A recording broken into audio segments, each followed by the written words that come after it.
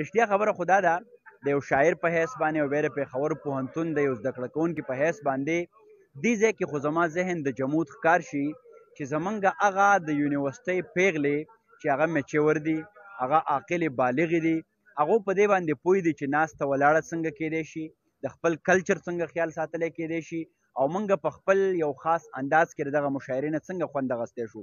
زه د دغه مشاعرې برخه پاتې شوی یم شپږ اته کاله مسلسل. په دې کې به د هاسټل دغه پیغلې راتلې، سټوډنټس هلکان به راتله، یوه ډېره ښکلا به وه، د دیو جمالیاتي حس به نور پیاوړی شو، یوه ښه مشاعره به وشوه، د خلکو علمي فکري او ثقافتي روزنه پالنه به وشوه. خو دا پیره یو دوه ډېرې لویې ستونزې رالې او زه نه یم پوه چې په پېښور پوهنتون باندې څه شوي دي. دا خو د دې ځای د علم د مور غیږه ده، په کار ده چې د دې نه موږ داسې یو سوچ دنیا ته ورکو چې موږ اوس د جنډر بیس چې کوم څیزونه دي د هغې هم ښکار نه وو، موږ دلته د انسانانو قدر هم کوو، موږ د هر چا هیومن ایجنسي هم منو. دوه لویې ستونزې راغلې، یوه دا چې اوس د هاسټل جنکۍ دې ونه الاوډ کوي د مشاعرې ته، او دویمه دا چې دا به هر کال په کنوکیشن حال کې کېده دغه مشاعره. سږکال چونکې پوهنتون لګیا دی د پیوټا نه پیسې غواړي چې تاسو موږ له دې حال پیسې راکوئ.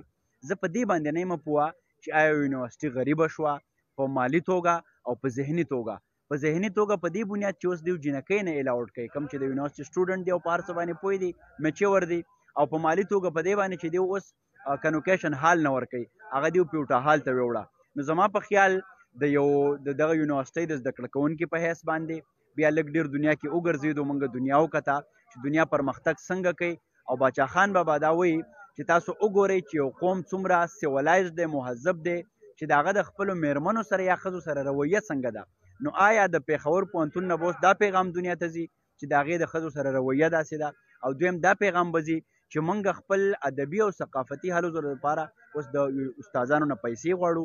نو دا پیغام آیا د یونیورسټۍ دپاره ښه پیغام دی که ښه نه دی؟ په دې باندې به ولس زما نه ډېر پوهیږي. خو زما ذاتي عجزانه رای دا ده چې دغه دواړه قدمونه چې دي دا زه د پېښور پوهنتون دپاره ښه نه ګڼمه، ځکه چې د علم د مور غیږې نه دنیا ته یو ښه پیغام تله پکار دی، نه چې دغه پیغام چې موږ جنکۍ مشاعرې ته نه پرېږدو یا د مشاعرې په مد کې بیا موږ د خپلو استادانو نه پیسې غواړو.